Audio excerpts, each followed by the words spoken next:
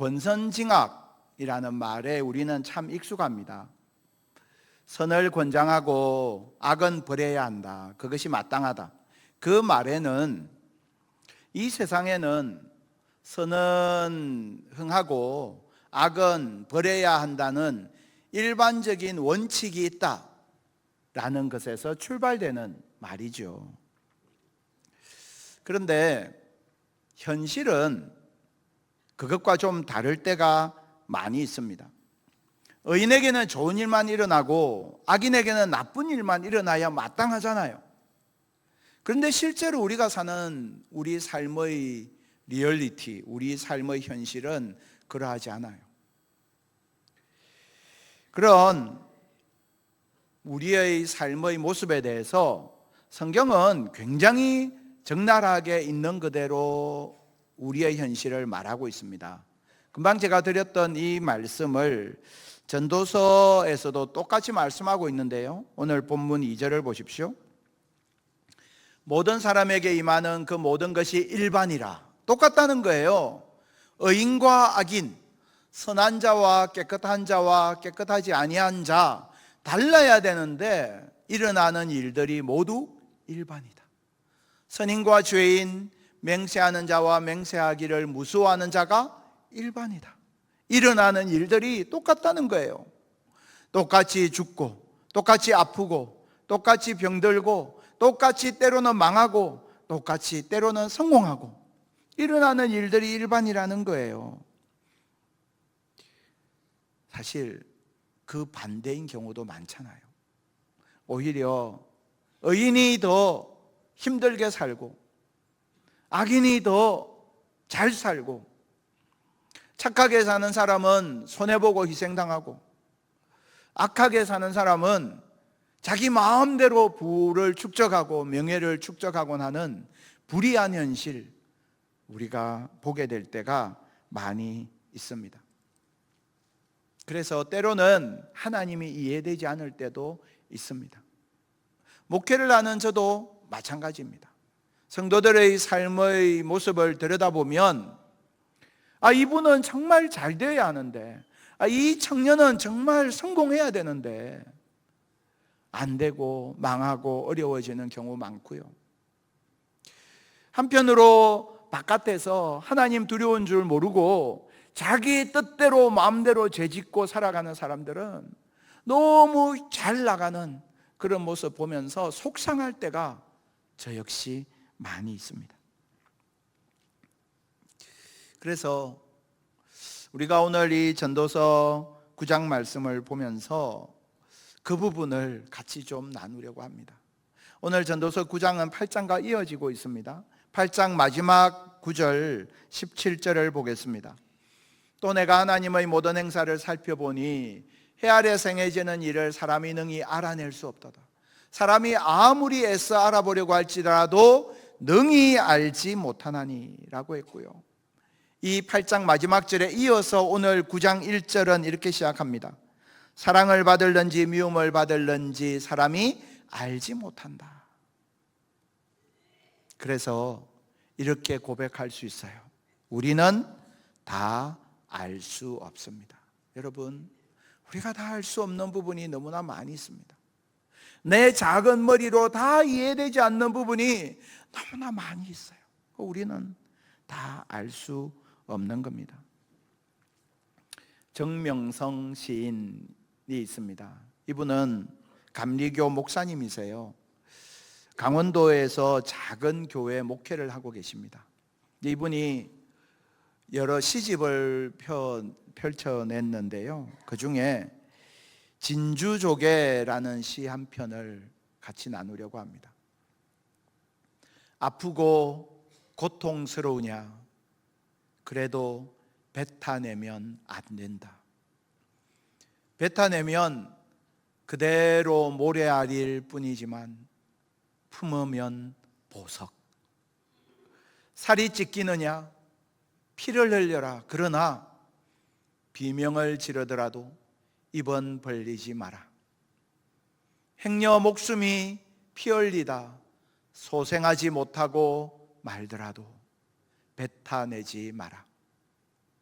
그리고 먼 훗날 눈물의 임금이 찾아오시면 비로소 상처투성이의 입을 열라 어여쁜 임금이 네 속에서 진주를 꺼내시리니.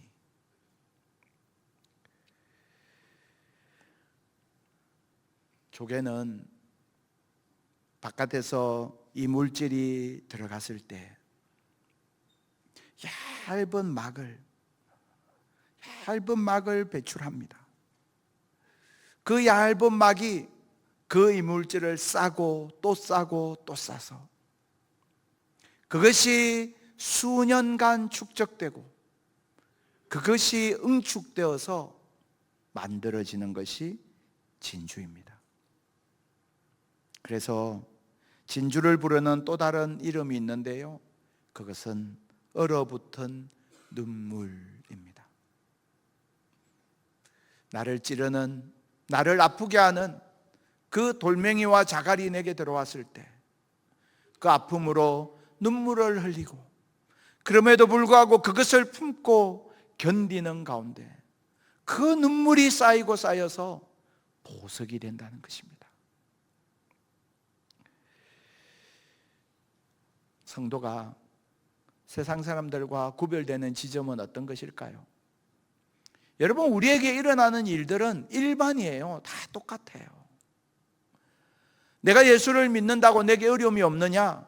아니에요. 똑같이 어려움이 닥치고요. 예수를 안 믿는다고 다 망하느냐? 아니요. 오히려 더 잘 살고요, 오히려 더 잘 나가고 큰 소리 떵떵 치며 사는 사람들도 많이 있습니다. 근데 성도가 그러면 믿지 않는 사람들과 구별되는 지점이 있어야 될 거잖아요. 그게 뭐냐? 일어나는 일은 일반이에요. 그러나 그 일에 대한 반응이 다른 거예요. 성도와 불신자는 똑같은 일을 당하지만, 일어나는 일은 일반이지만 그 일에 대한 반응이 다르다는 것입니다. 우리의 반응이 불신자들과 구별될 수 있는 이유가 어디에 있을까요? 어려움 당하고 억울한 일을 당하고 또 불의하고 부정한 현실 앞에 내가 살아가는 가운데에서도 성도의 반응이 믿지 않는 사람들과 다를 수 있는 이유가 어디에 있을까요? 그것을 이렇게 표현할 수 있습니다. 하나님께서 우리를 응원하시기 때문입니다. 하나님께서 우리를 응원하시기 때문이에요. 오늘 본문 9절을 보십시오. 내 헛된 평생의 모든 날. 여기 9절에 보면 헛되다라는 표현이 반복해서 등장하고 있죠. 우리가 전도서 말씀 시작하면서 처음 이 헛되다는 말씀을 함께 나누었습니다. 헤벨이라고 하는데요, 이 헛되다는 말씀은 영원하지 않다는 뜻이라고 했습니다. 한계가 있다는 뜻이라고 했습니다. 이 헛되다라는 말은 절대적인 허물을 말하는 게 아니에요. 한계가 있다는 거예요. 영원하지 않다는 거예요. 그런데요, 하나님을 모르는 사람은, 다시 9절을 보여주시면 저기에 있는 저 헛된, 네 헛된 평생의 모든 날, 내게 주신 모든 헛된 날에 이 헛됨을요 인생의 험으로 경험하게 돼요. 하나님을 모르는 사람은 영원하지 않다라는 것을 보면서 인생이 허무하구나 라고 생각한단 말입니다. 그런데 하나님의 사람은 저기에서 뭘 보게 됩니까? 9절을 보시면 하나님이 해 아래에서 내게 주신, 하나님이 주신 모든 헛된 날, 유한한 날, 그 유한한 날에 네가 사랑하는 아내와 함께 즐겁게 살지어다. 무슨 말입니까? 여러분, 우리가 높은 사람에게 뭔가를 받으면 그러면 그것은 집안의 가보가 되겠죠. 마찬가지로 내 인생이 유한한 인생이지만 하나님께서 내게 주신 하나님의 선물이라는 거예요. 그것을 내가 알기 때문에 내가 모든 것이 다 감사하고 내가 기쁨으로 내게 주신 것을 하나님 앞에 감당한다는 것입니다. 그래서요, 오늘 하루 우리의 일상, 내 인생이 하나님께서 주신 선물임을 기억해야 합니다. 오늘 본문 7절을 보십시오. 너는 가서 기쁨으로 내 음식물을 먹고 즐거운 마음으로 내 포도주를 마실지어다. 이는 하나님이 네가 하는 일들을 벌써 기쁘게 받으셨음이니라. 하나님이요, 내가 뭔가를 하기 전에 벌써 먼저 내 인생을 기쁘게 받으셨다는 거예요. 하나님께서 귀히 여기신다는 거예요.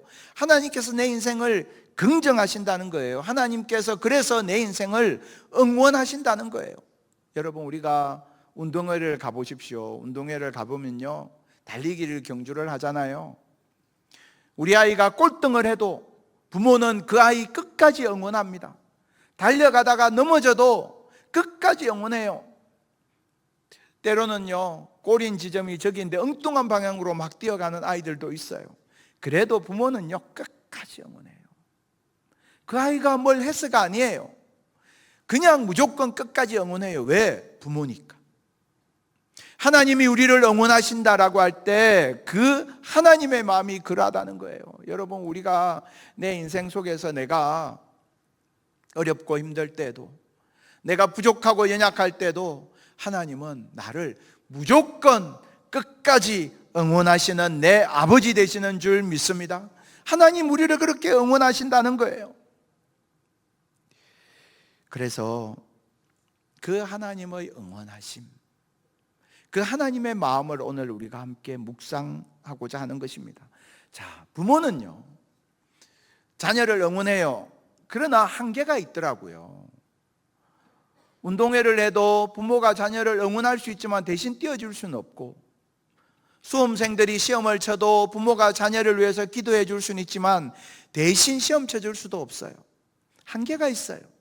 하나님의 응원하심은 우리의 응원과 좀 다릅니다. 하나님의 응원하심에는 구체적인 행동이 수반된다는 것입니다. 그게 오늘 본문 1절이에요. 의인들이나 지혜자들이나 그들의 행위나 모두 다 하나님의 손안에 있다 말씀하십니다. 여러분, 우리 인생에 불확실성이 있어요. 죽음의 불가피성이 있어요. 내가 이해되지 아니하는 인생의 문제들이 있어요. 그러나 그 모든 내 삶의 과정 속에서 내가 하나님의 손안에 있다, 하나님의 손안에 있다라는 이 말씀이 가진 의미를 우리가 좀 정확하게 알 필요가 있는데, 우리는 보통 어떤 생각을 좀 하느냐 하면, 우리 동양권에서는 이런 말이 있잖아요. 네가 아무리 그래봤자 부처님 손바닥 아니다, 그죠? 그러니까 네가 아무리 뛰어봤자 이 안에 있다, 이런 거죠. 근데 성경이 말하는 너희 인생이 하나님의 손 안에 있다라는 말씀은 그런 의미가 아니에요. 하나님께서 손 위에 나를 올려놓고 요놈 어디를 가나 보자, 이렇게 그냥 감시하신다는 뜻이 아니에요. 내 인생이 하나님의 손 안에 있다라는 말의 의미는 무엇이냐? 그것의 의미를 이렇게 표현할 수 있습니다. 하나님께서 우리 삶을 능력의 손으로 붙들고 계신다는 것입니다. 하나님의 손 안에 있다는 말씀의 의미는 하나님께서 그 오른팔로 내 인생을 붙들고 계신다는 거예요. 그래서 내 인생을 붙들고 계시면서 하나님의 일을 하신다는 겁니다. 여러분, 우리가 이렇게 보면, 야, 하나님 너무하시지, 하나님 왜 아무 역사도 나타내시지 않고, 하나님은 나에게 관심이 없으신가 보다, 그렇게 생각되는 그 순간에도요, 하나님은 나를 아시고 하나님은 하나님의 일을 하고 계시는 줄 믿습니다. 여러분, 우리 서로 한번 고백해 볼까요? 하나님께서 다 아십니다. 서로 고백해 보겠습니다. 하나님께서 다 아십니다. 한 번 더 고백할게요. 하나님께서 붙들고 계십니다. 하나님께서 붙들고 계십니다. 여러분, 여러분의 인생을, 우리의 인생을 하나님 다 아시고, 그리고 우리의 인생을 하나님께서 붙들고 계시는 줄 믿습니다. 하나님께서 우리를 그렇게 붙들고 계십니다. 그것을 아는 성도는 세상이 절대로 그를 쓰러뜨릴 수 없습니다. 마귀가 절대로 우리를 무너뜨릴 수 없고요. 하나님의 손에 내 인생이 있음을 아는 사람은 어떤 실패도 그를 절망의 구렁텅이에 밀어넣을 수 없습니다. 왜? 하나님의 손이 나를 붙들고 있음을 내가 알기 때문에. 그 믿음의 고백을 가진 사람은 어떻게 살아야 할까요? 여러분, 우리 한 주간을 시작하면서요, 이 말씀 기억하고 우리 살았으면 좋겠습니다. 10절입니다. 내 손이 이를 얻는 대로 힘을 다하여 할지어다. 힘을 다하여 할지어다. 힘을 다하여 한다는 것의 의미가 무엇일까요? 지금 현재 내가 가진 그 힘을 다하여 라는 뜻입니다. 나는 젊었을 때는 힘이 있었는데 지금 힘이 없어요. 목사님, 내가 할 수 있는 일이 없어요. 이런 게 아니에요. 지금 현재 내가 가진 힘, 그것 가지고 최선을 다하라는 것입니다. 우리가 매일 성경으로 말씀 묵상하고 있지 않습니까? 디모데전서 말씀을 우리 새벽마다 묵상하고 있는데요, 디모데전서 5장 말씀을 묵상하면서 제게 참 은혜가 되었던 부분이 있었습니다. 그 디모데전서 5장을 보면 의지할 곳 없는 나이든 여인에 대한 이야기가 나와요. 자식이 없어요. 부양할 가족이 없어요. 돈도 없어요. 나이는 많아요. 그 여인, 디모데전서 5장에서는 그를 참과부 이렇게 표현하고 있는데요, 아무 할 수 있는 일이 없잖아요. 그런데 성경을 보니까요, 이 여인에게 이 여인만이 감당할 수 있는 사명이 있더라고요. 그게 뭐냐면 이렇게 표현되어 있어요. 그는 하나님께 소망을 두어 주야로 항상 간구와 기도하는 자다. 이 여인에게 주신 사명이 뭐냐? 하나님께 소망을 두고요, 주야로 항상 간구와 기도로 하나님 앞에 나아가는 그 사명을 주셨다는 거죠. 그래서 성전에서 머물렀던 안나는 아기 예수님을 보고 구세주 오셨음을 그가 증거했지 않습니까? 성경은 모든 사람은 그가 가지고 있는 사명이 있음을 증거하고 있습니다. 오늘 본문 10절에서 힘을 다하여 할지어다, 내 손이 이를 얻는 대로 힘을 다하여 할지어다 하신 이 말씀, 우리가 한 주간 살아가면서요, 내게 지금 현재 있는 나의 여건에서, 지금 현재 있는 나의 상황에서 내가 하나님 앞에 최선을 다해 해야 될 것이 무엇인지 하나님 앞에 질문하고 그 하나님께서 내게 주신 사명 붙들고 살아가는 저와 여러분 될 수 있기를 축복합니다. 여러분, 한 주간 동안 최선을 다해 사시기를 바랍니다. 최선을 다해서 감사하시기를 바랍니다. 최선을 다해서 사랑하시기 바랍니다. 최선을 다해서 주님을 높이고 찬양하는 삶을 살 수 있기를 바랍니다. 최선을 다해서 힘을 다하여 내게 주신 이 인생, 이 시간을 끝까지 최선을 다하여 살아가는 것, 그것이 신자의 삶입니다.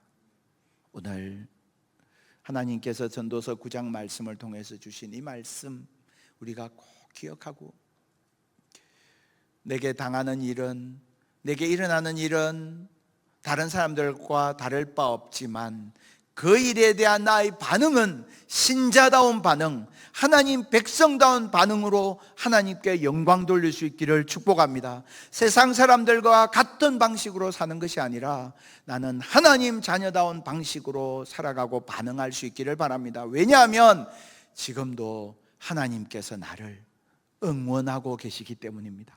나를 바라보시면서 내가 너를 응원한다, 너의 삶은 내가 너에게 선물로 준 거야, 그 시간과 그 기회를 절대 헛되게 하지 마 말씀하시면서 우리를 응원하고 계시기 때문입니다.